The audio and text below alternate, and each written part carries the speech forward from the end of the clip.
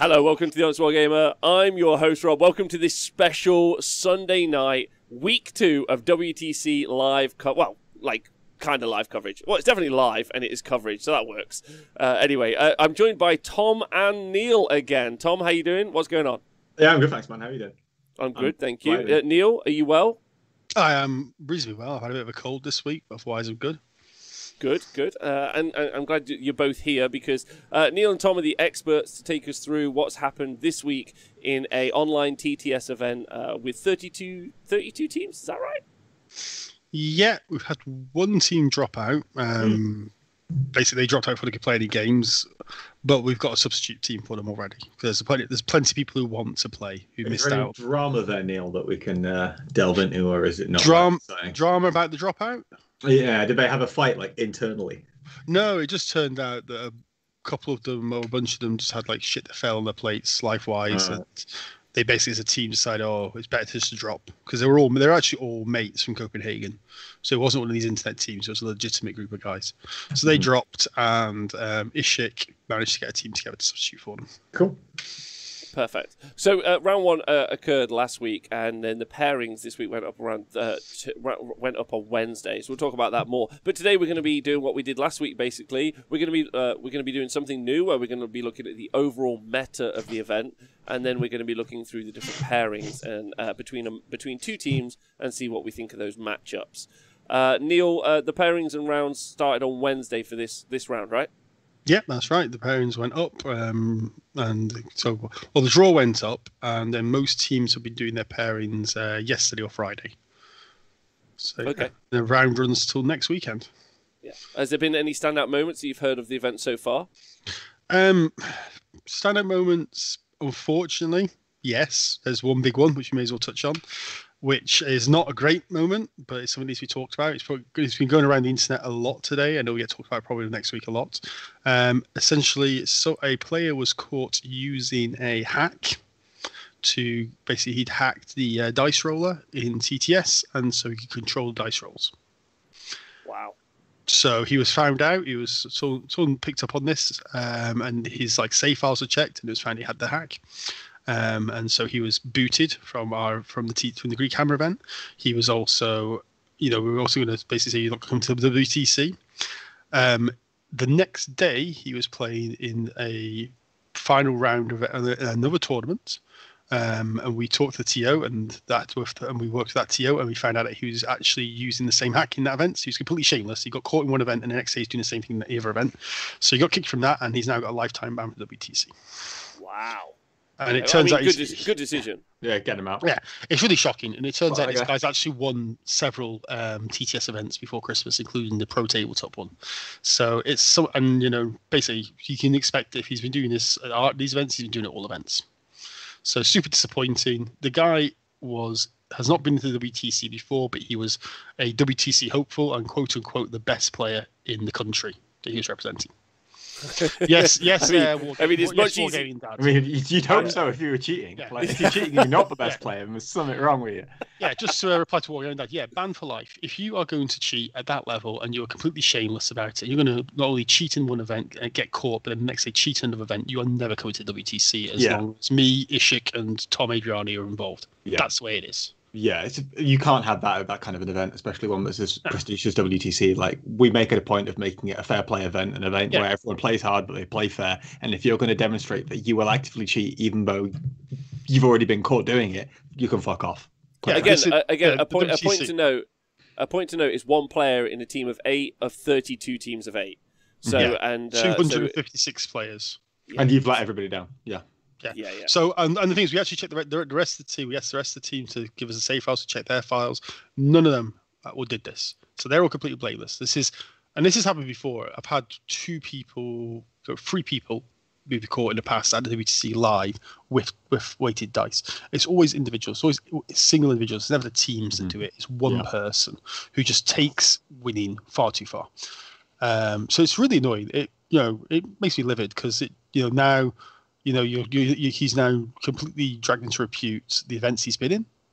The event he was the second event he got caught in. He was basically going to be playing in the semi-final, in the quarterfinals, which means that obviously he's kicked out, but all the games he's played, it means that someone else should have got to the quarterfinals. Yeah. Didn't, because the guy cheated against them. It's not just his hobby is probably ruined. He's probably not going to be he's definitely going to play TTS again online, and he probably won't be playing any major international events or even maybe national events anymore. But it's not just his hobby. He ruins it for everyone else who ever played against him. Because now, if you've ever played against this guy at tournament, you are literally going to have to think to yourself, did this guy cheat against me or not? Yeah. And that's so toxic and so corruptive. So yeah, as far as I'm concerned, if you cheat, you're not coming to the WTC ever. If you're at that level. And in fact, we're actually going to be taking a much harder tone going for the WTC, because WTC is the World Cup of 40k. And it's nations, and there is an idea, there is an expectation that you should be holding yourself to a higher standard if you're representing a country, and in essence representing the game. Because let's face it, a lot of the WC is getting more and more interested, more and more people watching it. Games Workshop and events like Games Workshop are interested in what we're doing. So we need to make sure that everyone involved is doing it, is representing the hobby in the best possible way. So people who are known cheats will not be welcome, and that's just the end of it. It's the right decision to take from an event, I think, as well. Obviously, as someone doing the coverage and all the live stuff, like one of the things that you struggle with, right? We've struggled with in the past is when you have someone on the stream or you have someone even at an event. It feels like it invalidates an event to a degree. So, and I think personally, making examples of these people, and then also because you are really arguing for the culture of the game as well. It's not just the individual cases or even the results that's important. It's more for the culture. There's a lot. I don't know if you guys have ever done this. Someone's like, I'm just like, do your movement phase. I'm just going to go grab some drinks from the bar. Like, there's a lot of that. Time. Like, yeah. I go for a wee.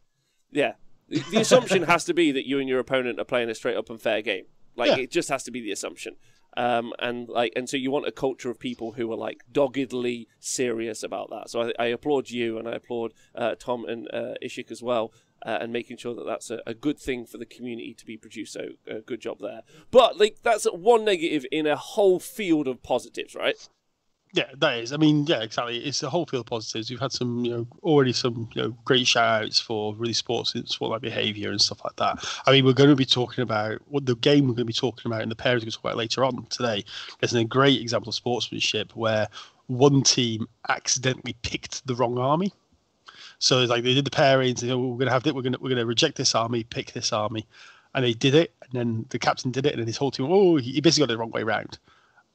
And his opponent's like, well, you know what? It doesn't matter. Even though now he knows what his opponents have picked and changed, he was still allowed to change it because his opponent's like, it's a genuine mistake. Don't worry about it.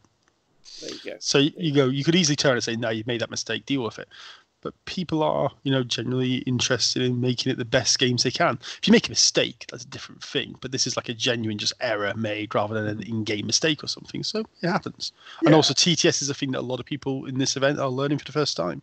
So there's a lot of leeway going on. A lot of people have been very chill about it, which is nice. It's also about what the event is, right? For example, if I'm playing an event in TTS, we had a discussion because I'm playing in one of the new TTS leagues in the UK. And someone was asking if we're using the new rules from the FAQ with regard to Death Guard. I'm like, why would I ever want to use the old rules? It's not like I've been prepping for this TTS event for months or anything like that. I'm using this as a way to keep warm and get practice. And if I want to do that, I want to use the current rules. And at this point, with the Greekhammer, specifically with the teams that you're talking about, these two teams want to practice for future events. And therefore, you want to get the best practice possible and not just go all in on winning this round because of a gotcha when it's not really going to matter in the grand scheme of things. Yep, that's it. Right, well, let's actually talk about the event and let's break this down, shall we? So 32 teams, like we said, a bit of a shake around with one of them this week. And also what's fun is we're going to get to redo this again because after this round, the teams are going to get to change their lists. Am I right in saying that? Yeah, basically the captains asked for the opportunity to change the list because the Dark Angel book obviously dropped. Dark Angel dropped on the start of the tournament. So basically, the captains had a vote, and they were all in favour of having the opportunity to change their lists after round 2, basically to include Dark Angels. Because again, there's a lot of national teams or a lot of hopeful national teams involved in this, and they want to try these things out, as Tom said. So why not let them? Because it's a tournament, and people are taking it seriously. But at the same time, it is just also kind of like a bit of a laugh and a way to bring people together under COVID times. There's no prizes at the end of this, apart from a little bit of bragging rights. But it's a way to get people, together who have maybe been stuck isolated for a whole year potentially. I think the best thing to compare this to is the BTC, normally the Belgian Team Championship, where in early February of every year. A bunch of teams just go over to Belgium, play a bunch of team events together. It's like a boot camp weekend. It's really fun. I really enjoy the Belgian Team Championship. But then at the end of the day, no one goes off and brags that we won the Belgian Team Championship. I mean, it's not easy to win, so maybe you should. But at the same time, it's widely understood that it's mainly practice and getting to know certain players and teams and how armies work and lots of different practice, really. So it's kind of similar in that way to this, right? Yeah, exactly. That's it. It's also, I mean, it is. I think there's a little bit of disconnect in that there are a couple of teams involved. The Warmasters or Warhamsters or Warmasters, I think Warmasters properly, and Hottest Takes. They are actually two teams of, we'll say very, very well qualified TTS players. These are guys that have been playing lots of TTS tournaments, single tournaments. This is their first sort of team tournament playing in. So those guys have come into, obviously, are very, very, well trained. They know how to run TTS well. So they start. They can say that they came with a expectation of it being maybe slightly more cutthroat than it actually turned out to be. Not saying that everyone's going easy going, but there's a balance because you have got a lot. Again, you got a lot of guys that are. Brad Chester's a perfect example. Brad Chester is a well-known troglodyte when it comes to technology.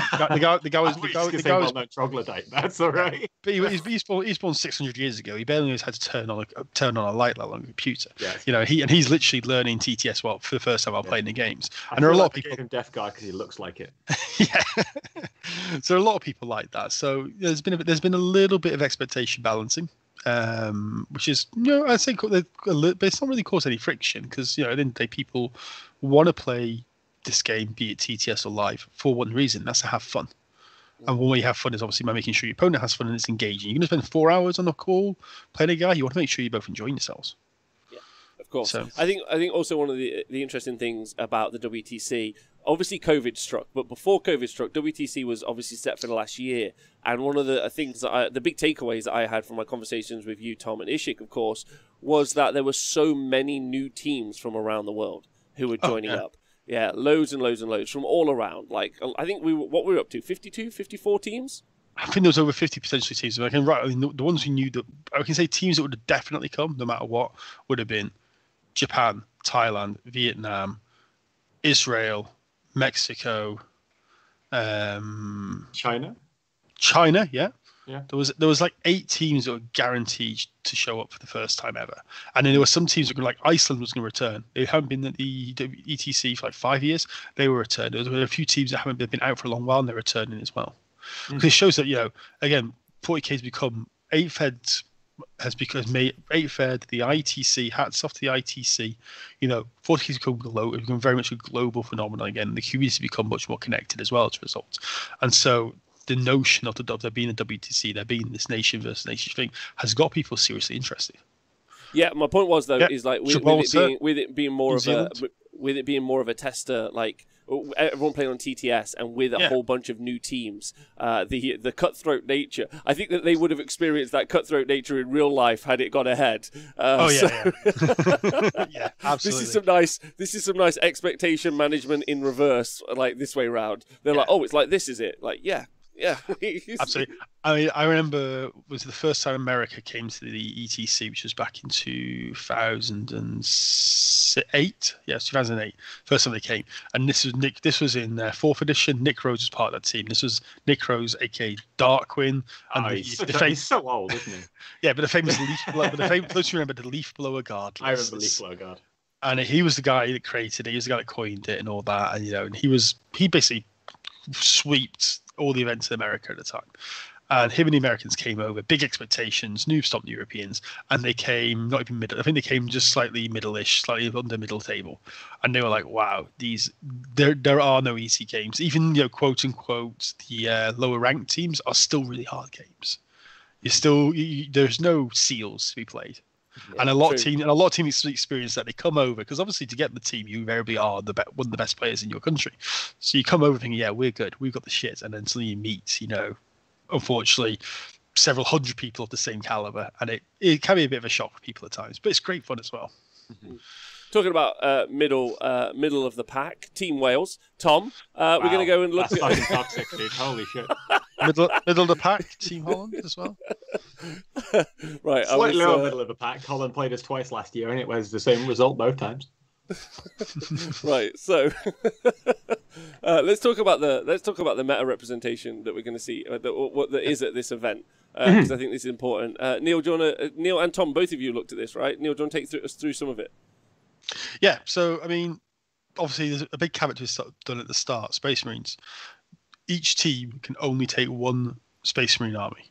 So so Grey Knights are separate because they're not actually included in the Space Marine Codex. Yeah, they're an Inquisition book, exactly. But all the other sub-factions of Space Marines, Death Watch, Dark Angels, Space Marines, all those, because they all draw from the Space Marine Codex, you can only include one player. Only one player can run that codex in the team.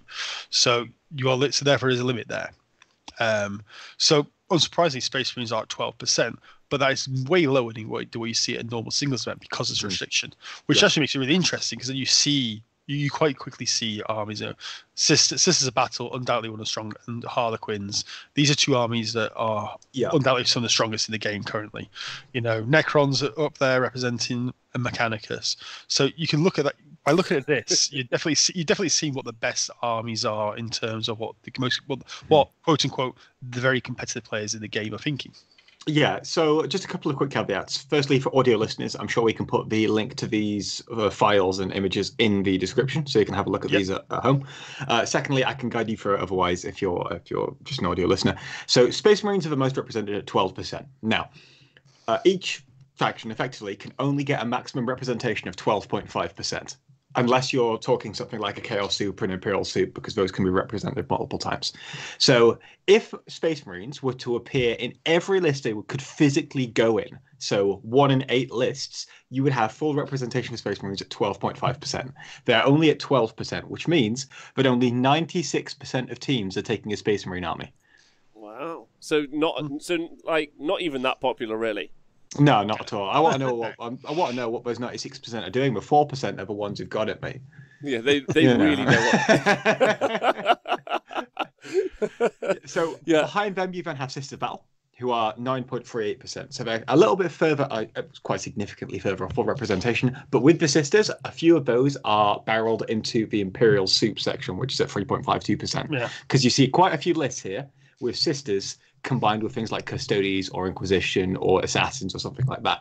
So they'll end up going into that Imperium section. So they'll be slightly above 9.38%, but still a very, very healthy showing from the Sisters. Yeah, I think the Space Marine representation isn't particularly shocking, and I think it's a good decision by obviously you guys as TOs to make sure that Marines are all Marine flavors are one pick in your team of 8. Otherwise, you would have a very boring. Very boring pairing system. Well, that's it. We had there was discussions had amongst the WTC captains, not the council, the actual WTC itself, but the captains about restrictions. There was suggestions, can we not have 2 Space Marine players? And it's like, and then people said, if you have 2 Space Marine players, they're basically going to pick the same army. There are with certain outliers, there are very strong units for pretty much all the armies, and you're going to see the same thing again and again and again. Mm-hmm. So it doesn't really create any variety. It just allows people to have redundancy in the team, which actually then makes the pairings less interesting. Dude, there's a fantastic example of this. The first ETC that was held in 8th edition, which was 2017, you had access to Blood Angels, Dark Angels, normal Space Marine book, etc., etc., etc., and you'd have teams taking 5 Storm Raven lists. And by 5 Storm Raven lists, I don't mean a list with 5 Storm Ravens. I mean 5 lists with 5 Storm Ravens. I think one of the interesting things about this is I would have expected Chaos Demons to be a little bit higher. Obviously, there's like a lot of pivot inside that codex to be able to like move around, like to feel like team composition roles a little bit better. And I genuinely think that they're up there.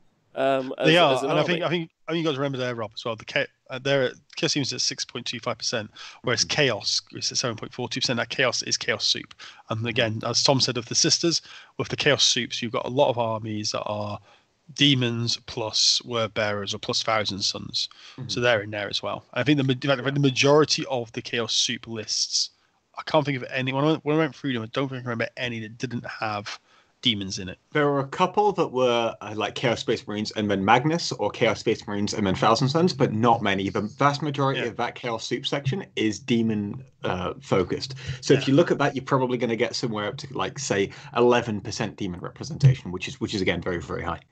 Yeah. Okay. Well, listen. Let's break down one of these factions this week at least, and let's break down those Space Marines because yes, Space Marines are represented. Now, I think this is anyone who's like truly plugged into top level 40k won't be surprised by this breakdown. But it's pretty incredible. Like if you take Ultramarines and Salamanders, stick them together, they still only equal the 30% available for White Scars. Salamanders at 17, Ultramarines at 13, or you could have Dark Angels, Blood Angels, Space Wolves, and they're 10% each.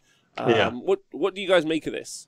So, can I go first on this one, Neil? Is that Absolutely. right? So, the Ultramarines I was surprised by. I didn't expect to see so many Ultramarines in this graph. For example, White Scars, I think, is pretty representative. If anything, I think there probably should be more White Scars because I think pre-Dark Angels are probably the strongest book. But at the same time, you're just trying things out at the minute, right? Yeah. Space Wolves, I think, are good, but I don't know how good they are in a team environment where it's very much you can have a deal with them or you can't, especially when you are choosing Space Wolves over things like Salamanders, Dark Angels, and White Scars. So normally I would expect to see the Ultramarines Space Wolves representation there go down a bit, and I expect more Blood Angels / Raven Guard and probably more White Scars as well. I would expect with the power that we can see being pushed out from Sanguinary Guard, I would have expected Blood Angels to be more represented. Like I'm actually quite surprised ultimately. Like maybe that's just come down to individual choice, and maybe, and also one of the things that always to remember is because it's a team event. Maybe players are being asked to produce different, different play styles really for these Marine lists. Like we think about that super aggro combat coming out of Blood Angels, but they don't have to necessarily play that way. And maybe Marines as a book because it's already got very good survivability and durability. Maybe we're just playing Night Edition. You don't have to kill people. You could just stand there. And Sanguinary Guard are very, very good at standing there and projecting power where your opponent can't walk into you.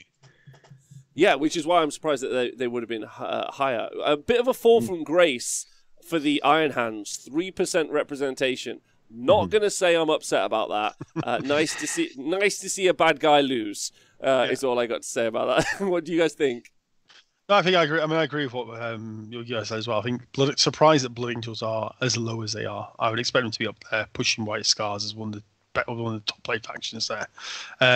Lack of Iron Hands, fantastic. It definitely shows as well that vehicles aren't the thing anymore, and Iron Hands lean heavily into vehicles. Plus the nerfs to the Feel No Pain brick, they've definitely dropped off. Raven Guard as well. Raven Guard. I don't know. It's less than what I expect, but at the same time, I think Raven Guard are so binary that if you don't get the first turn, if you don't get certain things go your way, then you're not going to perform as well.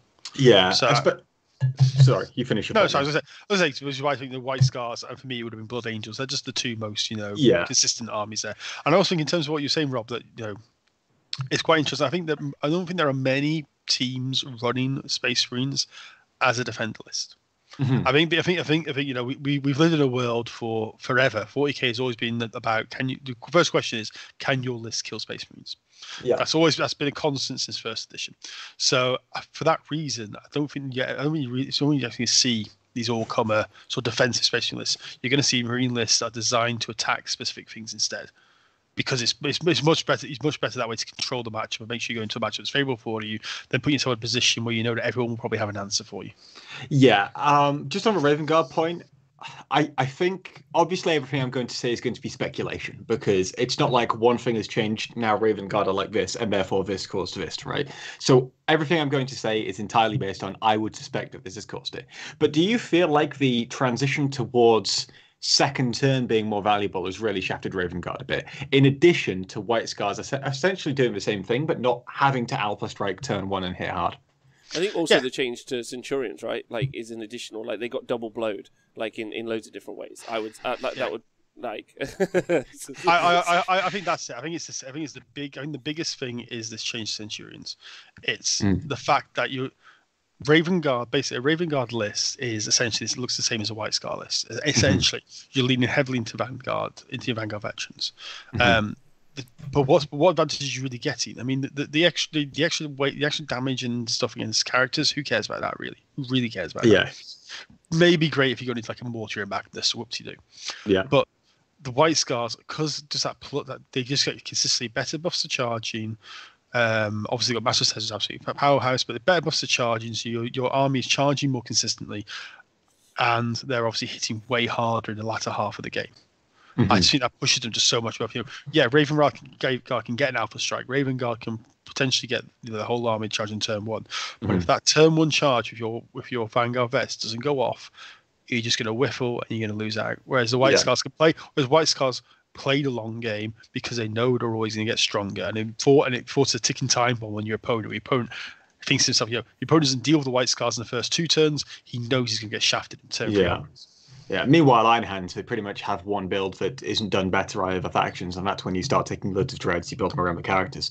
And that list I found is very, very one-dimensional and really struggles when people try to pull it apart from the sides. If you know how to play against that, it becomes very, very tricky for the Iron Hands player, and especially on the boards that we have with WTC, where there's -1 to hit everywhere because forests exist. You've got lots of little nooks and crannies you can hide in on the big pieces of terrain. I think it makes it very, very tricky for you. And if you start suddenly marching off these dreadnoughts to go and punch things in the face, it may happen to be on one side. Well, you've just given up half a board, so getting more than a 10 isn't really realistic. Absolutely, and at the same time, again, because they're so dictated by the terrain, you're going to have to use a dreadnought list as a defender list. And at the end of the day, you're therefore going to put a vehicle heavy list in as a defender. Again, there are early defender too. That just makes it so you only have to be your first defender almost, and that just makes it so easy for the opposition to pair into it. Because again, you will have there will always be at least 2 armies in a team that will just walk over vehicle heavy art lists. Yeah, you don't want to you've got a book that's so versatile and so strong as a Space Marine book. You don't want to have to use that as your first defender, man. Come on, there's so many more things you can do. So many other books that can do that role for you. And do way better. Exactly, 100%. Right, so. Let's should we move on and talk about we've got a little win percentage. Oh my! Get ready, Goonhammer. A win percentage point spread here going on from 118 recorded games. Neil, do you want to take us through this? Yeah. So at the end of the day, if you don't already know, pay attention to the top half, because obviously this includes all games. So the zeros equal the 20s, as you'll see. The main thing to get away from this is the win. This is the point spread, and again, this is using the WTC points differential, whereby for every 5 points plus 1 that you win by, you incur a point. So the game's worth 20 points. And then say, me and Tom play a game and Tom miraculously wins by 15 points. True. Then divide that by 5, that's 3. So Tom is going to get +3 to his score of 10-10, which makes it 13. I lose 3, so 7. So 13-7 to Tom. So that's what this point spread is. Now, what's really interesting here, again, it's only the first round, so there is not. Hopefully, we'll see much more data as the tournament goes on. What's very interesting here is there is only a 25%. There's 20 nils only represent 25% of the games. Now, that might sound very high to people who have not been to the WTC before. A quarter of games are 20 nils, but in previous WTCs, it was the WTC in 2019. It was like 43%. I think look at all ETCs in the past, it's almost pushing 50%, 20 nils. Because again, it's the rock paper scissors of pairings, and the pairing system means that you're going to get in those early matches. You're going to obviously get games that are going to potentially go 0-20 or 20-0 all the time. So the fact that this is down to only a quarter of the games is fantastic. It does mean that basically it's still saying that your defender 1, defender 2 are probably getting their faces pushed in and getting 20 nilled. But it is meaning that all the other games are much closer. And that's what we want to see. Because the big thing with WTC is if we're going to play over, because 9-fed is quicker than 8-fed, we're looking potentially to play more games at the WTC, potentially playing up to 8 games instead of 6. So we need to make sure that the event and the field is kept closer together, because we don't want a team to basically after 5 games and be mathematically have won it already mathematically. We want to keep it interesting, keep it right to the final round. So what we want to do is bring the spread of the games closer together, so we're generating much closer matches and potentially more draws. So far these stats are looking good, and what at the end of the tournament, what Tom's going to do, what we're going to do after the end of the tournament, we're going to take the stats of all the games, and we're going to look at the different differentials. Right now we're playing with 5, we're going to look at what happens if we played with 4, 3, and see if we can find a balance there. And especially considering that this is round 1, right? Where potentially you could get mismatch of teams. You could have Germany playing your mates from the club who've decided they want to play in a team tournament, right? In which case, Germany, one of the most accomplished 40k teams ever, probably get quite a few 20 nils in that one. As we start to go through the tournament and the games probably get closer, where you start seeing Poland versus Germany, or I don't know, Sweden versus France or something like that, you'll start to see fewer 20 nils, I think, because the players are much closer in ability as well.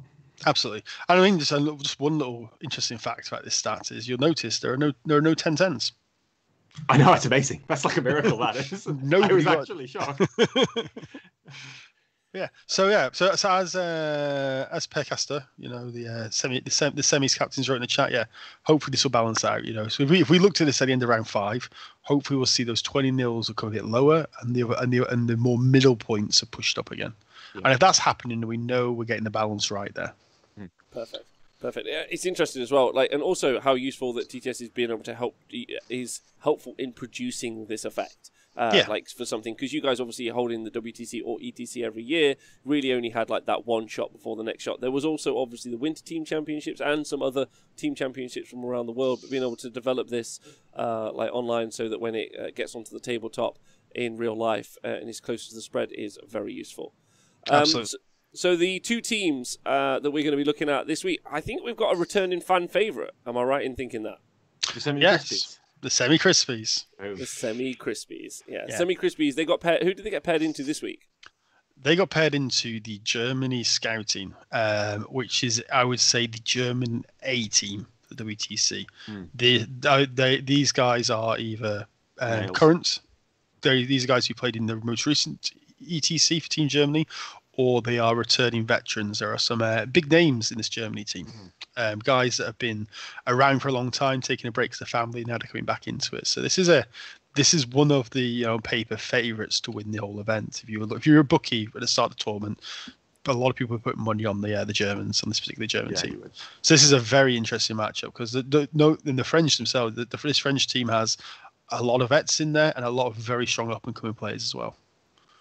Yeah, so let's talk about the pairings process. Instead of last week doing what we did last week, let's go through the process of just talking about. We'll talk about the lists as we go through the pairings. I think that'll be better. Well, let's give it a try, shall we? Yeah. So let's go for here. So semi-croissants versus Germany. Oh no, he's done it. He's done it, Neil. Yeah. Did I say it wrong? Just the semi-croissants. You just read it back. Olivia. We're going to get complaints now. Olivia and the others get so annoyed with me that I call them the semi-croissants. Oh, I'm so sorry. How do I say it? Semi-croistillion. It's the croistillion. Stop spelling it so weirdly, shouldn't they? It's why me and Tom call them just the semis. But yeah, he got so annoyed with me at the Winter Team Championship in 2019 because I just kept calling them the croissants. He's like, it doesn't even say it. I'm like, yeah, I'm dyslexic. Leave me alone. I apologise to the semi-croistillions versus Germany scouting. That's proper. Yeah, I love it. So at this point, I know we've only done this is only the second week, but a classic defender straight up round 1 with the semis thrown in the Harlequins. Tom, what was in the Harlequins list? So in the Harlequins list for the semis, we have it's a Frozen Star battalion. It's got a Shadow Seer with all the standard jank that you normally expect to see there. You've got and also it's a Warlord. Troop Master in there as well, 2 of those. 3 squads of 5 troops. You've got 3 squads of 10 troops because the formatting is awful. And then you've got 2 squads of 5 Sky Weavers, which are the bikes with all the haywire on. And then you have got 3 Star Weavers, which I would assume are for the little squads of troops in there as well. Okay. And that's a whole list.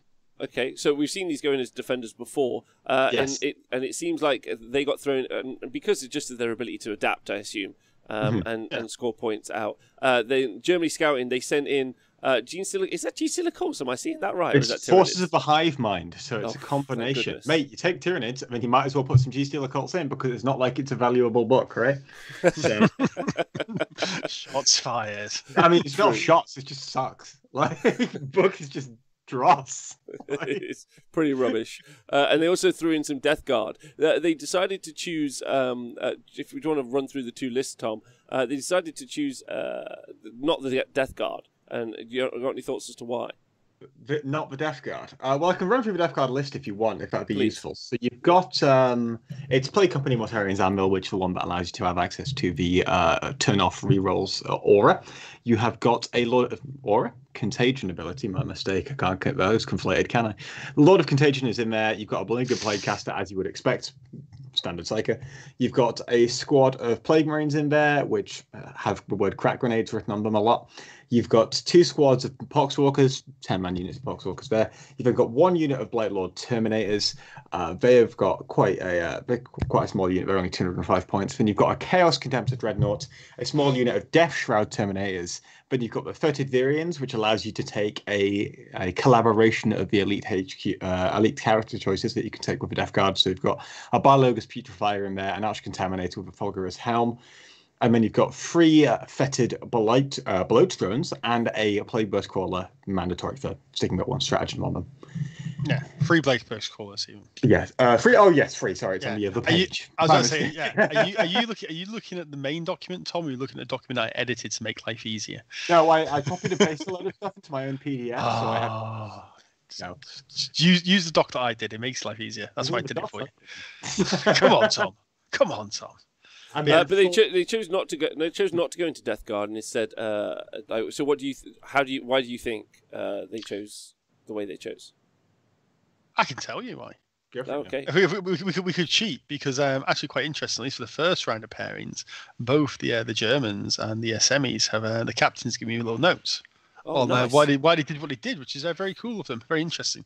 So saving the spec. I mean, you can maybe ask Tom for the speculation, and I'll read the notes. Tom, why do you think if you've not read? I have read these notes. But unfortunately, I was doing plenty of other work as well, Neil. So unfortunately, I don't have them like memorized like I'm a 13-year-old going to my bar mitzvah. I'm sorry, you didn't do plenty of work. Who was it that got all these lists and stuff together?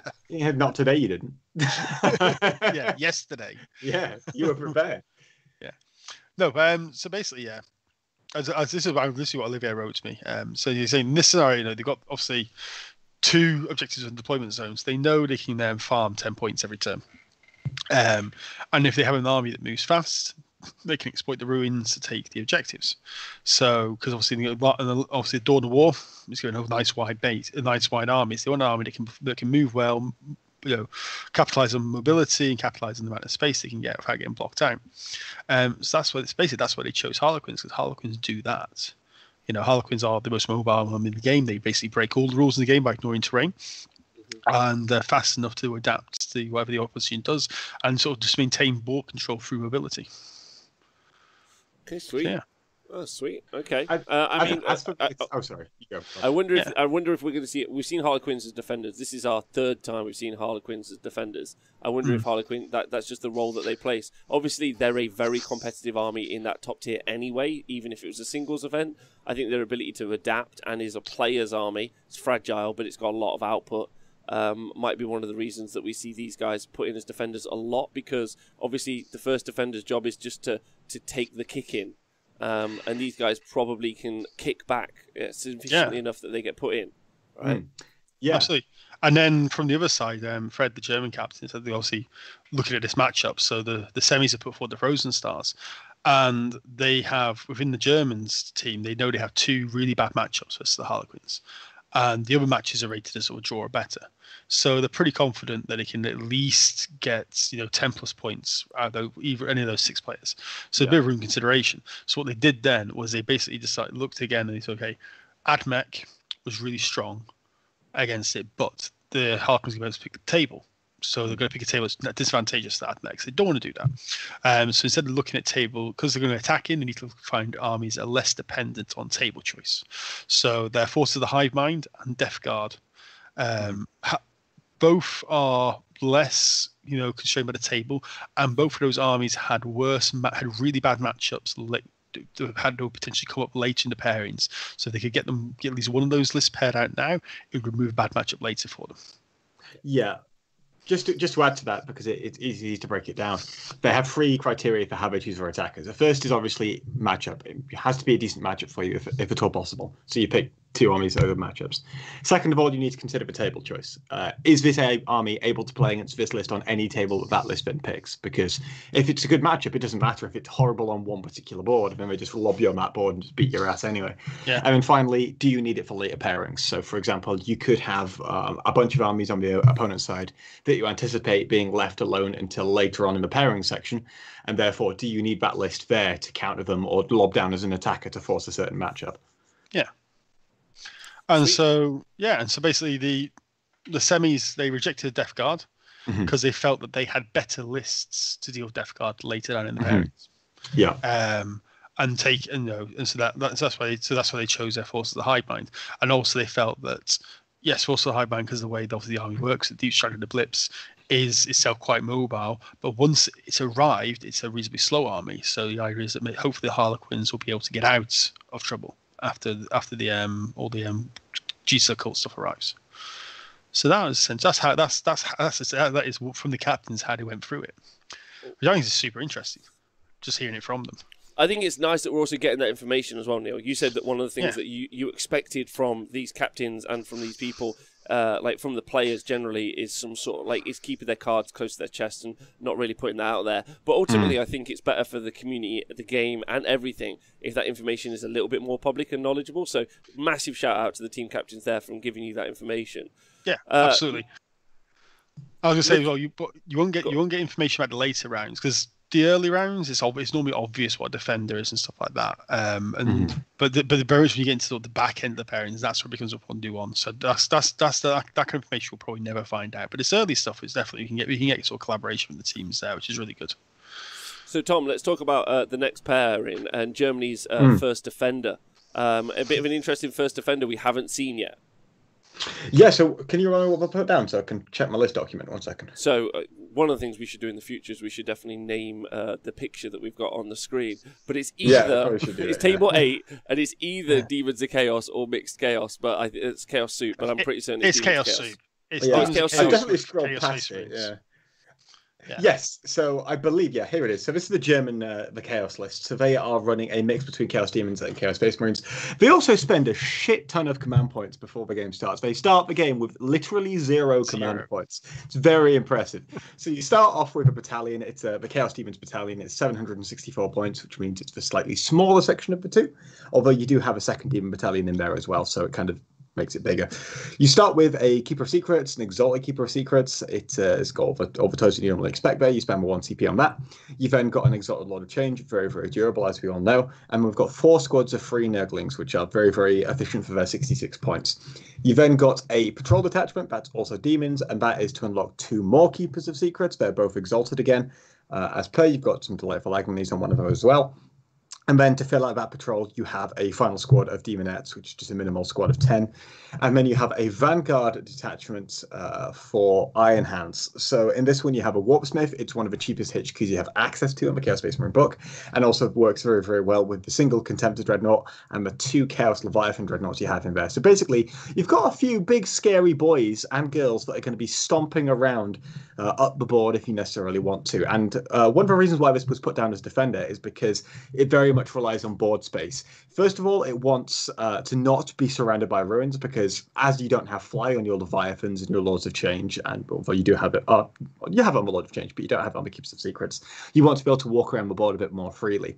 But also, as you have got a significant number of wounds, you can't really hide behind those pieces of terrain anyway. So what you want to be doing is you're taking a board that is covered in trees, because it doesn't really affect your movement that much as a proportion. For example, if you're moving like 18 inches and you move -2, it doesn't matter as much as if you were moving 5 inches and you've got a -2. That's 40% of your movement gone.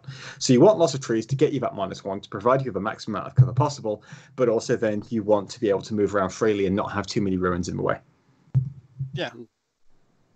And then, so reply, the semis, they put up their Astra Imperial Knights list that we talked a lot about last week. It's a really, really solid list. You've got your tank commanders in there, your infantry units, your Death Corps Krieg, and then it's backed up by, is it 4 or 5 Moriacs?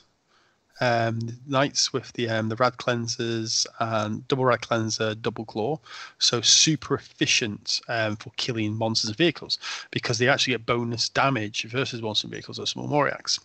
And then they also put their Chaos Space Marine list up there, which is a 50 possessed list, sort of very similar to what Liam Hackett was playing in Australia recently. So that's what they decided to put forward, because they're both, in their minds, they're both 2 very strong lists there. Neither list is really afraid of the demon of the big monsters, so they felt they were in a really strong position there. Interesting. Yeah. And they decided they chose not the guard though. They chose not to go against those Moriaxes. I wonder if that was the key swing decision there. It was, yeah. I mean, Fred wrote it. Yeah, basically that's what they did. the one absolute bad matchup, the worst matchup for the Demon list of all the French lists was the Moriax list. But that doesn't matter when you put it down as defender, though, right? Because you can pick one of the two and just sack it off, and you don't have to worry about it. So they took the possess just straight up because it gives him the best possible because they got the possess, which is a much better matchup for him, and then also they can ensure that Fritz gets the best possible table for his match. Yeah. Okay, fascinating. I think what's interesting already as a takeaway from both of these two first defender matchups is that it feels like the first defender's going into the board that they want to get the matchup that they want. They're sacrificing maybe like an eventual matchup later down the line to get the board that they need to play. And I know Tom's expressed to me before how important that is, and I think that's something we're probably going to see more and more in the future. So going in a second defender for semi. Actually, before we go to the second defender, just like to say a little thing, and this is a big shout out to Olivier and the semi Crystalons, is that in that pairing, when the Germans were picking who was going to attack them, who's going to attack their defender and who they were rejecting, Fred did it the wrong way around. And when he flipped, like they do it on an app, they do it in Tabletop Simulator on a lap, and he flipped the wrong cards and he selected that he wanted to play against the Astro Knight list and reject the Chaos Spacian list. And he did it. And then obviously that's what he selected. And then the matchups were revealed. And then at which point the German team went nuts at Fred because he clicked the wrong army. So they were shouting like, you picked up the worst possible outcome matchup there. Lobbed him under the bus. There was a lot of shouting, a lot of banter, and then Olivier and the French, credit to them, they went, look guys, if that was a genuine mistake, just switch it around. Even though they now can see what the semis had picked, just switch around anyway. We don't care. So hats off to the French there for some great sportsmanship. Yeah, it's really done. Well done. Lovely fellas. Yeah, in fact, Per Castor, who's in the chat there, he is the captain of the semis. So everyone give him a big shout, big props. Big shout out, Per. Well done. So the semi-Crostilians, not sure. So this is Germany's defender this time because it's 1-2-2-2-2-2. Yeah. So this is Germany's defender in this situation, which is Admech. Sisters of Battle and Custodes thrown against them. What was the Admech list, Tom? So the Admech list for Germany was, this one had its full command points. It was definitely saving them this time. They had a battalion detachment, and it was a Mars one, so you can get Call in there. You got Tech Priest Mana Plus, which is pretty common when you're taking like bricks of Admech things. You then got 3 squads of minimal Skitarii Vanguards, which are just there to unlock your battalion. You then got 2 squads of Korupskari Electro Priests. Now they are different sizes. In fact, you've got 3 squads of those. You've got 2 squads of 5, and then you've got 1 squad of 10, and then you have 1 squad of 10 Fulgurite Electro Priests. The Electro Priests proving very, very popular at the minute. You then have a squad of 5 Sikaran Ruststalkers, 1 Iron Strider Ballistari, and then you've got 2 big squads of Cerberus Raiders with the enhanced data tether. Again, they're very, very good for screening, as we already know. So good for that. They're also very expensive. And then you've got 2 squads, 2 individual Scorpius Disintegrators, again, very, very good floaty boaties. And you've got an Archaeocopter Fusilier as well in there with a command uplink, although it doesn't have the chaff launcher. I'm only calling them floaty boaties. You've got a Dune Rider for another floaty boaty. I'm only calling them floaty boaties. It's a floaty boaty. That needs to be made into a t-shirt. Floaty boaty. I got here on my floaty boaty. Rob's driving like a Admech hovercraft. What I like about that Admech list is it's got loads of output in loads of different places, but most importantly, like very aggressive on board control. Like from the Cerberus Raiders and the mobility on all the other units as well, and the ability to clear objectives. I think like it's got like a lot of like very early board control, which is super useful for it. And generally for capping all the objectives anyway. So I think that's one of the things I like about that list a lot. And I think it's something that you see Admech players play this list quite a few times, right? Cerberus Hounds are a big deal. Yeah, it's steadily evolved, hasn't it, really? I mean, we started out with, at the end of 8th edition, you had people running around with tons of floaty boaties, and then when 9th edition drops and the new kits drop, you start to see people introducing things like Cerberus Hounds, and then after the Cerberus Hounds, you start to see people introducing things like the planes, and then after the planes, you start to see them introducing the Electro Priest. And it's been a steady evolution throughout this Admech book. It hasn't been lurching from one build to another. It's just been one build, slowly making its way through. Very progressive, very, very careful. Unlike Death Guard through a tree. Like Death Guard through. Well, they are very careful through the tree, Rob. They only move 3 inches just to make sure that they don't fall over, mate. So they got attacked. So the Semi-Crossed Alliance responded with Custodes and the terrifying Sisters of Battle. Very, very competent. The Custodes list that they rejected it's a Null Maiden Vanguard detachment. So you've got that's some Sisters of Silence in there. For those who don't know, I didn't know what a Vigilator was until I read this. So it's a unit of 5 Vigilators with Execution of Great Blades and Assisted Superior, and then a second unit of Vigilators, and then 1 unit of 5 Witch Seekers as well. So you've got 2 units of Vigilators, 1 unit of Witch Seekers from your Sisters of Silence. Then you have a Spearhead detachment for your Custodes, and that's got Trajan in it. It's got a Shield Captain on Dorniel Jet Bike with all the lovely stuff that Rob got to experience a few months ago when he played me with it. And then they have a Vexilus Praetor, which is the banner fellow. It's got a Vexilla Magnifica and Raymond of Sorrow. And then you've got 1 squad of 5 Aquilon Custodians. And then you have got 1 squad of Akmatus Custodians. Yeah, they're the jet bikes with the big guns. There you are. That's fine. That sounds like 412 bollocks to me, Neil. So you're gonna have to help me through these. I mean, you've got 2. And now I know what these are. You've got 2 squads of 5 Venatari Custodians, which are the Fly Boys, I believe. Yes, they are. So the Agmatus Custodians are basically custodian jet bikes with, the same combat abilities, but with the twin last pulses basically make them a massive threat to Space Marines, specifically Primaris Marines, anything with they're 3 damage, strength 6, AP2, multiple shots. So they're a big threat there for hunting out these sort of small 5-man elite Space Marine units like Eradicators.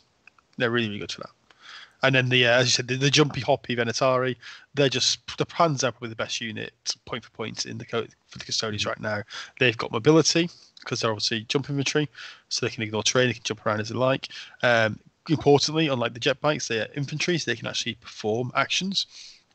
And then they have pistols, which give them 2 strength 6, AP2 damage 2 shots, with a natural 6 to hit being a bonus to hit. And for 1 CP, you can buff these guys so the pistols shoot 4 shots instead of 2. So they can absolutely, again, they can nuke out these small elite units.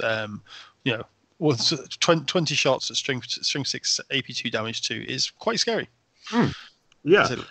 So they rejected that, and they instead decided to take the Sisters of Battle, which very, very strong faction at the minute. And this list that the Semi-Crystallance are running is a Bloody Rose Battalion. You've got a Canonist in there standard. You've got a second Canonist in there. You've got the Triumph of St. Catherine, very, very standard. I'm a big fan. You've then got 3 squads of 5 Battle Sisters, which fill out your battalion. 3 squads of 9 Repentia and a Preacher. You've then got 2 squads of minimal difficult assassins, 2 Zephyrim squads, 2 small ones rather than 1 big one. So you've got 2 squads of 5. You've got a Seraphim squad with 4 Infernal pistols. You've got an Exorcist in there, which is rare. I don't often see Exorcists. In fact, you've got 2 Exorcists in there. My word, very spicy.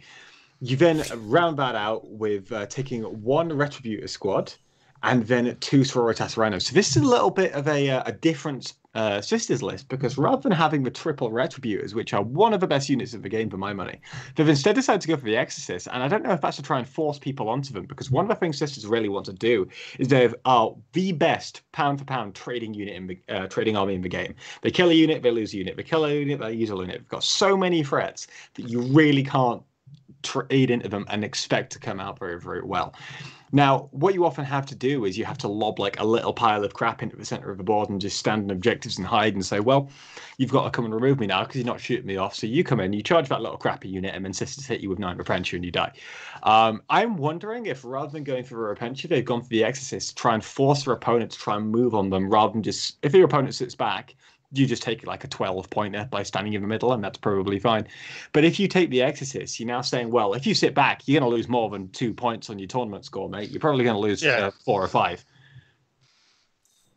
So just basically, go on, Neil, after you. Sorry, Rob. I was saying, I agree with Tom. I think that's it. Those Exorcists are forcing a different decision onto people. That's 100% the reason they've been taken. I think also restructuring how people, like, if you're so used to playing Sisters in a particular style and then it comes at you in a different way, that's a real issue. Ultimately, and also like the AdMech army is going to be aggressive. It's going to play forward. Like, it knows what it's going to do. Yeah. Like, it's set up to do that. Those Cerberus Hounds can't like play backfield. That's not where they are. So yeah, very, very, very interesting. And they chose the Sisters of Battle as opposed to the Custodes, right?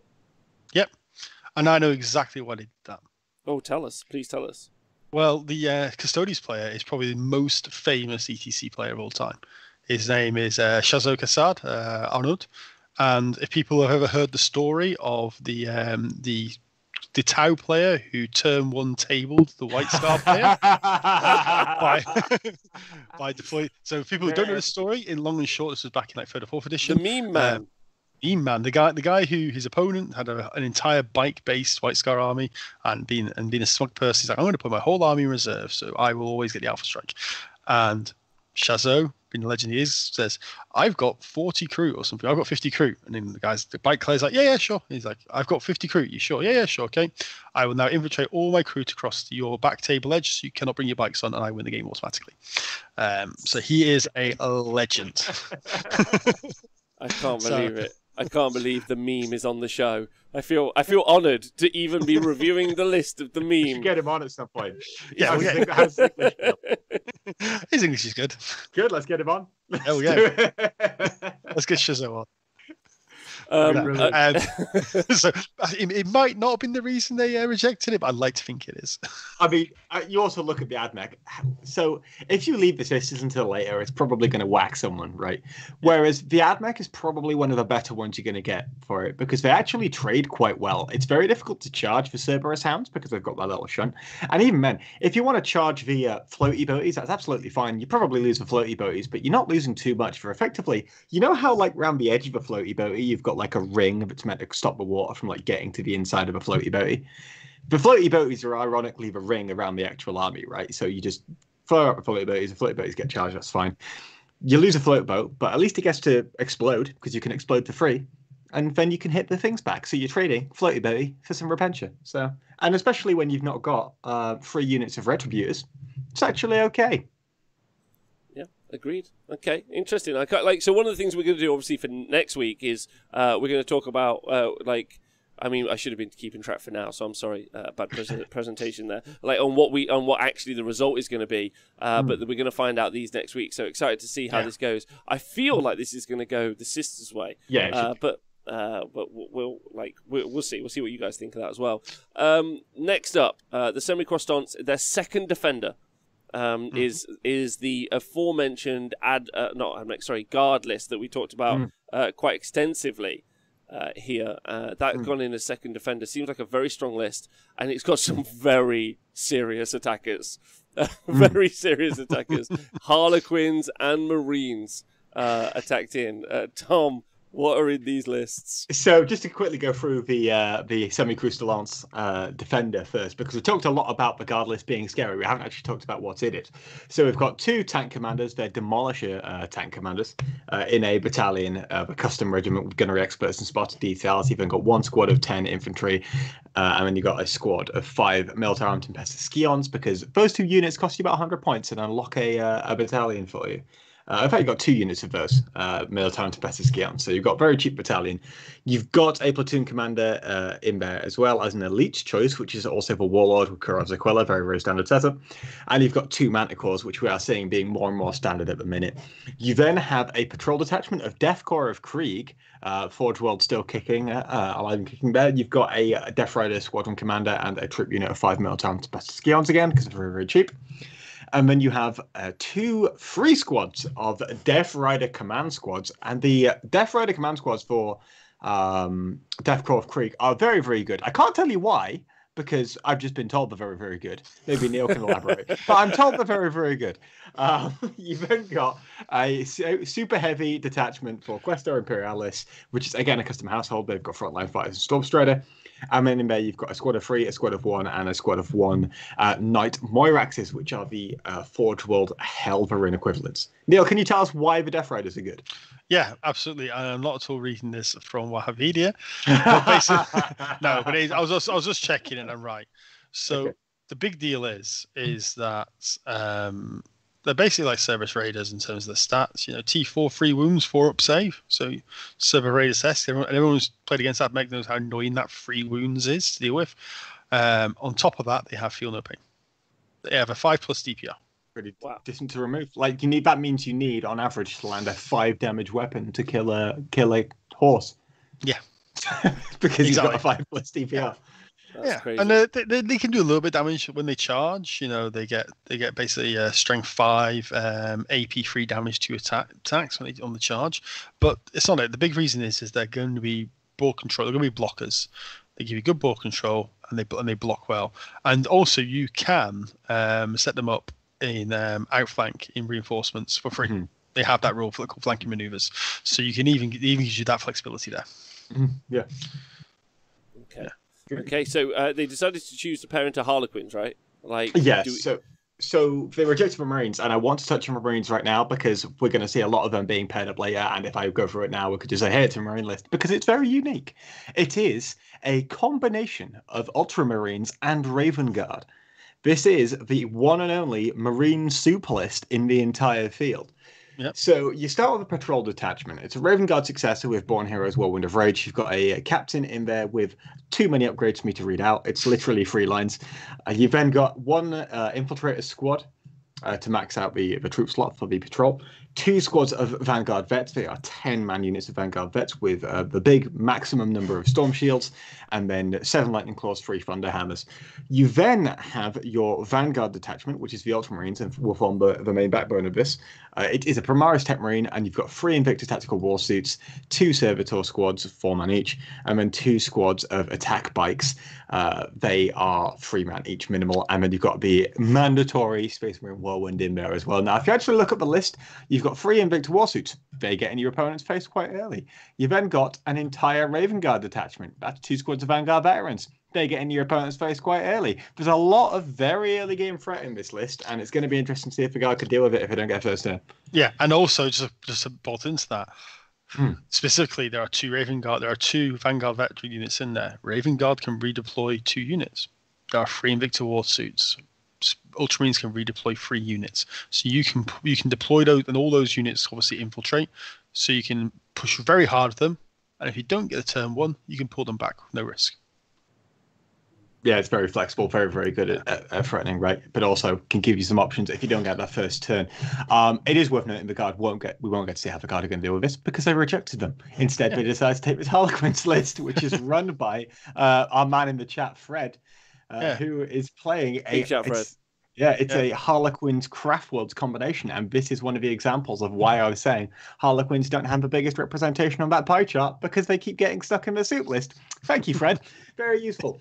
So we start with a Soaring Spite Serpent's Blood battalion detachment for Harlequins. It's got a Troopmaster in it, and then it's got another Troopmaster in it, and then so no Shadow Seer there immediately. You then have 1, 2, 3, 4, 5 squads of troops. They are all minimal. They are 5-player squads. I had to check because Battle Scribe has meant that we have got lots of individual players, and that was a lot of scrolling. Thank you very much. We've then got 1 squad of 5 Skyweavers, which is very interesting. 1 squad fewer than what the Semi-Crucial Lance have. And then you've got 5 Star Weavers. So you're very sticky because you've got 5 transports, which are kind of a pain in the ass to remove. And then you've got 5 squads in each of those, and they can still cause you a world of pain if you don't respect them. You are then backed up by a Craft World detachment. So we are seeing the Assar Yoni book rolled out of the old dusty library to be played by the Germans here. We have got a Farseer Skyrunner with Guide and Doom, which will of course only apply to units from this detachment. You've got a unit of Rangers because they are the cheapest troops choice. And they also are quite good at infiltrating. They can do things, whatever, it's fine. You've then got 1 squad of 10 Shadow Spectres, which are the Forge World Aspect Warriors. And then you are backed up by 2 squads of support weapons. They are 1 squad of 2, 1 squad of 3, and they are all Vibro Cannons, which I believe shoot out of line of sight. They do. And they get stronger the more that shoot at a single target. They do, that is true. Yeah.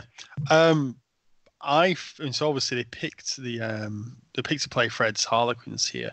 I think it's not a good matchup at all.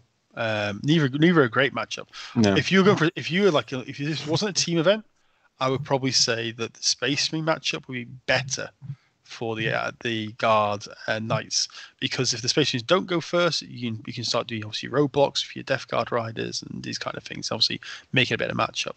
I think the reason why the semis chose the Harlequins, or why they took the Harlequins here, is to basically keep that Space Marines in the mix for better matchups later. Yeah, it's two poor matchups, and they decided to take the worst matchup here to keep the Space Marines in the mix. I think that's 100% what they did there. Either that, or there's been a misread. on the pairings. For example, if we look at the first defender that they put down, the Semi-Crystals put down, they were saying how they think they can do pretty well with that Harlequins list. And the Germans say, well, we've got 6 matchups that are good into you.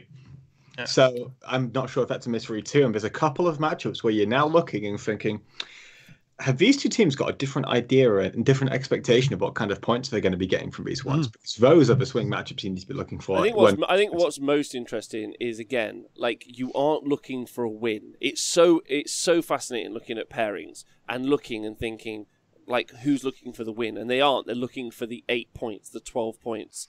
They're looking for There's that. no beat down here, Rob. Yeah. Like, it's all bad in some situations, but really they're looking for the best of the bad. And that's so fascinating to watch this pairing system, and also to see 40k put into this more ancillary sort of, like, place where the game is really important, but, like, you have to have some good conscious level of understanding of where these armies would place against each other in a singles match anyway, and be like, okay, they're not going to they're not going to, like, walk all over the opponent, but maybe 12 points. That's what we're hoping for here. Like, so key. Like, and see those players, like, fall down when they don't get what they need. So interesting, honestly. Very fascinating. Okay, so looking at the next the last pairing. round of pairings, this one, yeah. The last pair of pairings, yeah. Semi-croissants, then they get to defend again. And they've thrown, I think it's either Grey Knights or White Scars. I think that's White Scars. Yeah, White Scars definitely in there. So the White Scars list is a pretty standard list that you normally expect from a White Scars player. You've got a Primaris Chaplain on bike, that's a Warlord covered in relics and stuff again, because you've then got a single troop unit because you want to fill out your patrol. That is a unit of Incursus, a Chief Apothecary, a Chapter Champion with Hero of the Chapter, and Innominus Armor, and then you've got a Vanguard detachment which has another HQ in the form of the Corsaro Khan, dropping the names, and then but not a Warlord. He's not the Warlord. He's just there. He's never the Warlord. And then you've got lots of elite choices in here. So you've got 1 squad of Blade Guard vets, 2 squads of Blade Guard vets. Then you've got 2 squads of Vanguard veterans with the normal toys. So you've got lots of Lightning Claws, lots of Storm Shields for standard. And then you've got 1 squad of Terminator Assault Marines, which we obviously talked about last week. And then you've got the single Whirlwind in here. Yep. I mean, this was last week. This was the game that we didn't report on in terms of result because Olivia hadn't played the game yet. Has he played the game this time? I don't think any of the games have been played yet. I haven't had. They only did their pairings yesterday afternoon, so I don't think they've had any of the games yet. I could be wrong, but I've not been fed any of the results. But just as a quick side note, me and Tom had a little bet going on what the score would be. Tom, you predicted 16-4, and I predicted you predicted the 18-2 first. Did I? Oh, yeah, I'm sure. Yeah. But anyway, I got it. It seems I got it. I'd like to point that. I'm keeping track. So officially, Neil is 1-0 to you on the guesswork.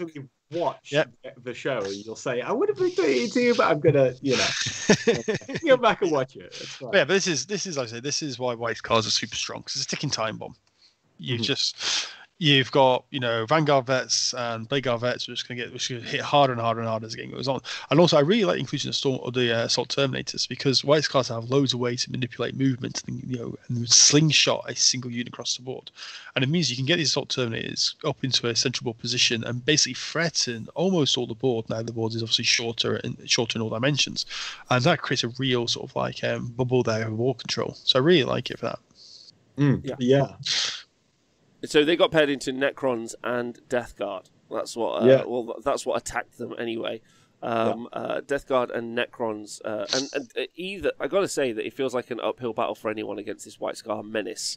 If I'm honest, so I do wonder if it was like a tactical pairing at this point, and then Semi-Crostelians wanting to just absolutely just take away that 20 if they could get the opportunity to do so. What do you think about the two lists paired into them? Well, we've already talked about the Death Guard earlier. That had lots of little squads of Terminators and all kinds of just bollocks just everywhere. But I want to talk about the Necrons because we haven't talked about it yet. So this is an outrider detachment. It has got Relentlessly Expansionist, and then it has got Eternal Conquerors, which is standard. You've then got an Overlord in there with Orb of Eternity Resurrection Orb. So Overlord, already quite rare. Don't normally see those. Chronomancer in there as well. Then 2 squads of 20 Necron Warriors, 1 squad of 10 Lich Guard, and then you've got... This is getting very, very standard with Necrons, by the way, especially when you're not seeing triple Catan. 3 squads of Canoptic Scarab Swarms. That is a total of 26 Scarabs, so 998. And then you've got 3 squads of 5 Canoptic Wraiths. And this is being piloted by the legendary Simon Erding as well. Yes. For those who don't know, Simon, he is probably the highest point scoring player of all time in the ETC in terms of the points he's occurred. He's probably every single ETC he was the top scoring player. And what would that be? What would that be to do with? Because obviously, in some situations, you would be put under the bus. Or is that not the situation? Simon is quote unquote one of the best players in the world. I will confidently say that he's been out of the game for a while because, like a lot of people, he got older, started a family, so he's been out of the game for a few years now. But he's back in it, and he's already, from what I heard, he's already back to playing how he has done before. But he is just such an all-round player. There's a lot of talk about best players in the world being people like Sean Nade and stuff like that. But I think without a doubt, Simon is the best player, and the fact he's back in the game, I think, is fantastic. I really want to play him. I want to play him. Like, I'm sure I won't while I'm doing it, but I want to play him at some point just to experience it. Yeah, that's fascinating. That's fascinating that they've put in like such a strong player, and to hear of someone of such kudos going into this matchup, because this is ultimately like no matter what he's bringing with the Necrons, he's up into a tough pairing in this situation. Yeah, he is. He's definitely into the pairing, but I think the big deal here is obviously the Necrons. The list is designed to ignore the board, just like Harlequins break the game. That Necron list is designed to just not give a shit what you put down on the board in terms of terrain. It will go where it wants, and it is fast enough to hit the white scars before they turn on. And at the same time, even if the white scars do hit back, he's got plenty of invulnerable. He's got invulnerable saves. He's got lots of ways to basically mitigate damage. Yeah. Okay. Interesting. I'm a big fan of the Lich Guard unit as well. Just going to put that out. So it'll be those white scars up against those Necrons. It's a good counter hit too. Get your votes in the chat to how you think that's going to work. The last defender for Germany is that fearsome Sisters of Battle list going into Death Guard, who attacked the Death Guard we just talked about. I think a different Death Guard. Same. Yeah. Yeah. It was a Death Guard. It was a Death Guard that attacked in round 1. Yeah. Yes. And then also was it a mixed chaos or is it a demons and chaos list? That's a pure demons list that the semis attack the sisters with. Ooh, okay, fascinating. So what's in the sisters list? We talked about the sisters list already, right? Yeah. I think this is a different one. I'm not certain. Was it the German one that had the This is the German. Oh yeah, no, this is the German one. Sorry. See, I'm getting confused as well. Yeah. It's because everyone takes sisters, man. What are you meant to do? Yeah. This is the German. It's okay. We just need to put different pictures up. There's 2 mortifiers in. There's 2 mortifiers in. This is Yannick's list. Do you want to read it through, Tom? Yeah, sure. So Yannick is running a pretty standard sister list. It's a little bit more standard than the other one. So you've got a Death Cult Assassins unit in a Bloody Rose attachment. You've only got a second unit of Death Cult Assassins. A Gemini Superior, which is an 18-point HQ choice, which moves fast and has 2 wounds and stands in the middle and makes your opponent deal with it. You've then got a Canoness. You've got Celestine in there, which is... I don't normally see Celestine, but it's good to see. You've got Triumph of St. Catherine in there as well. That's pretty standard. 3 squads of Battle Sisters, a Preacher, 3 squads of Repentia. These are 8 Sisters strong, not 9. 1 squad of 9 Zephyrim plus a Superior, so a 10 Sister squad unit there. It's one of the bigger squads, which the French don't have. You've got a unit of 3 Mortifiers in there, which we didn't see in the French list either. I'm a big fan of Mortifiers. I think they're very, very good. Then you've got the pretty traditional 2 squads of Retributors, not going for the 3rd, but you've used that slot for the Mortifiers instead, and then you've backed that up with this Royal Test Rhino. So aside from Celestine, it's a pretty standard Sisters list right there. Yeah. Okay, and then so they didn't choose. So there's maybe there's a reason for why they chose to play into Death Guard and chose not to play into pure demons. Have you got any thoughts about why? Do you want to go, Neil? I think it's like I say, it's the trading. The demons list is your typical big monster list. Exalted Keepers and Exalted Lord of Change, backed up by other stuff. I believe that was put down as first defender, so I think it's a different list. No, let's have a look. Semi. Yeah, this is the Word Bearers list. Is this the Word Bearers list? It must be because no. This is Chaos Demons. This is Death Guard versus Chaos Demons. Is it? Okay, fine.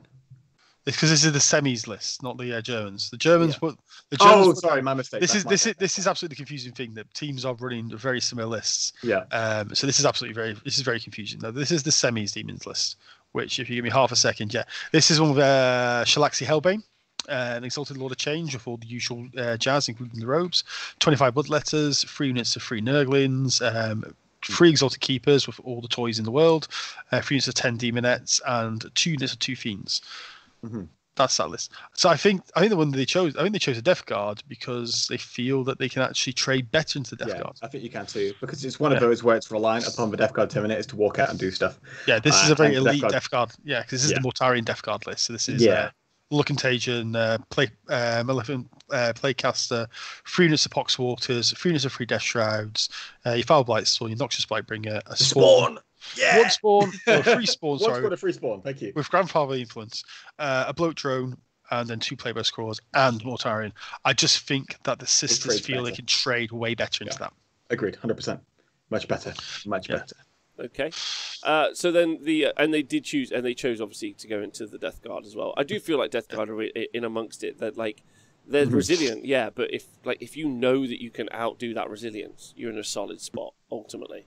So then the hooks. So this is the hooks before the champs, right? Yeah. So these are what were left over. So what weren't chosen. So from the 2 matches previously. So this is that Demons list we just talked about against the other Death Guard list against Germany.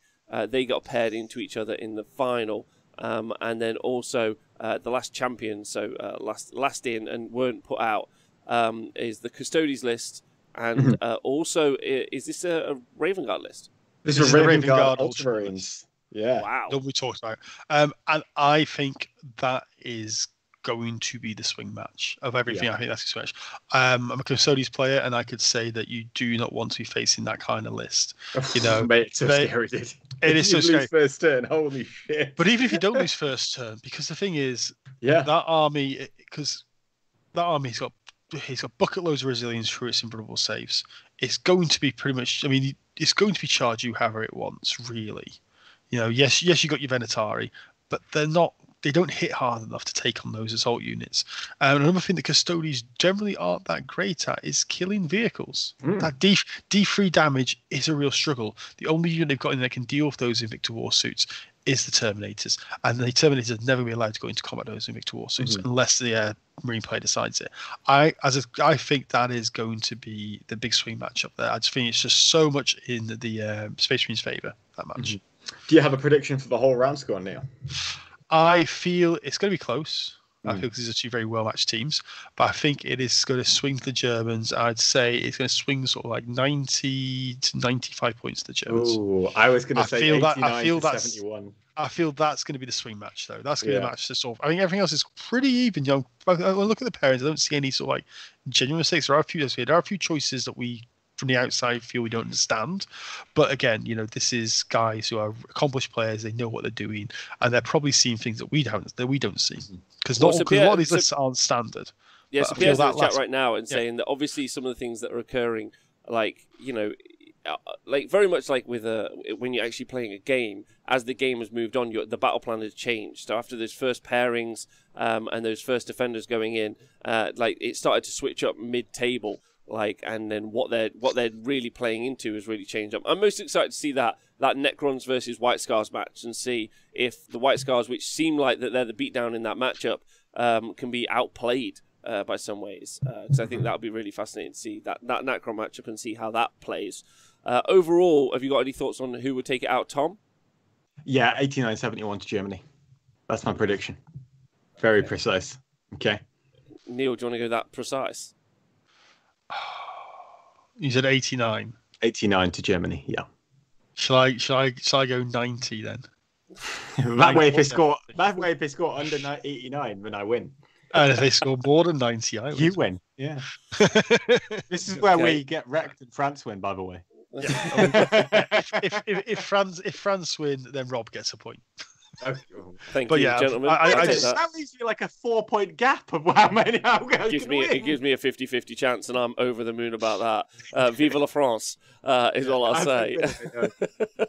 If it's a draw, I guess I win there, so it's fine. Yeah, I think this is going to be a suit. Like, I mean, we actually before we even when we were looking at which teams to pick, obviously the top table is Poland versus Ukraine, and so when we talked to Typhus Piotr about that, about him getting his insights, his answer was those matchups are super linear. Like both their army lists are super linear. It's not going to be very interesting, and he suggested we instead look at this matchup, and I agree because the army lists are different and they do make much parents to talk about, and I totally agree with that. Yeah, if I feel it's the Germans, and I feel also it's a safe bet because the Germans, no disrespect to Olivier and the guys, the Germans are a stronger group of players there. But that doesn't mean the French are bad either. The French are good players. No. And that's I think it's going to be if it's going to be a win, it's going to be a very marginal win. But easily if one of those games swings the other way, then the French win. Yeah, it's going to be that close. Fascinating. I honestly cannot wait to see what happens next week. Like, I can't wait to see how this pairings goes. I'm very excited to also see how this sort of process works in about 8 minutes at our live event, and then also watch the match happen and unfold in 4 hours. So yeah, we've taken what, an hour just to talk about these pairings. Just about an hour, yeah. It's a huge amount of data. Like, honestly, it is. I think that's one of the most important points to really like break down. Is that it's a huge volume of data, and like those like the team captains or the pairings people, whoever is doing the process, have got to go through like a huge volume of data to play these through. I mean, ultimately, not too dissimilar in some ways to actually playing a singles event where you could just be paired into anyone.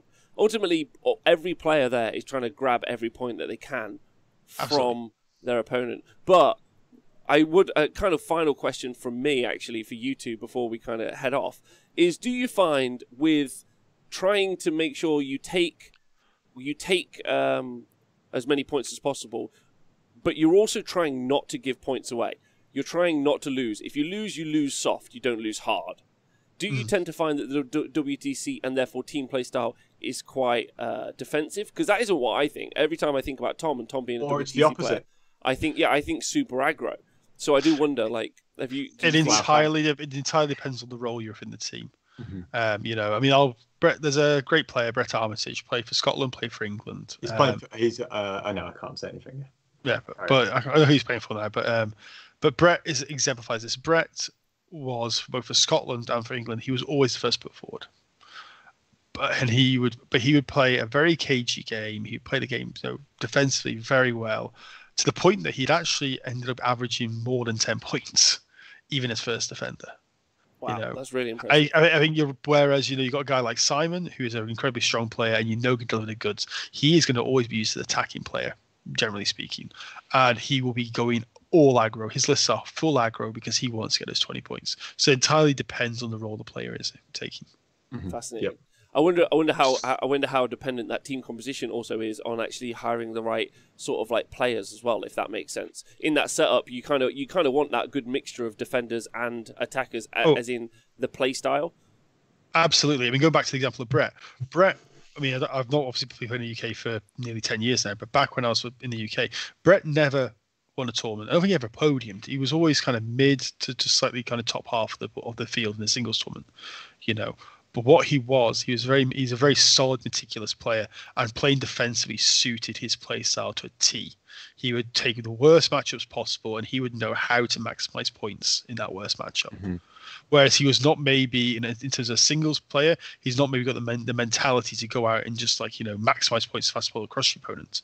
So therefore, he's absolutely godsend. He's one of the most MVP players you can have in your team in a team event. In a singles event, you wouldn't be putting money on him to get a podium, unfortunately.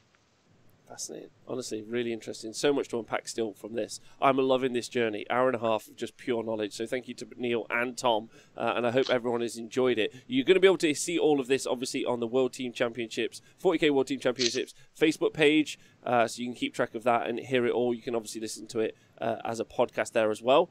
So I've really enjoyed that. Tom and Neil, you got any shout outs or anything you want to say before we do head off? Yeah, I was going to say, if you want to watch any of the games, I know, for example, was it Breaking Heads? Fred, he's in the chat. For Breaking Heads, all the German games will be streamed on there.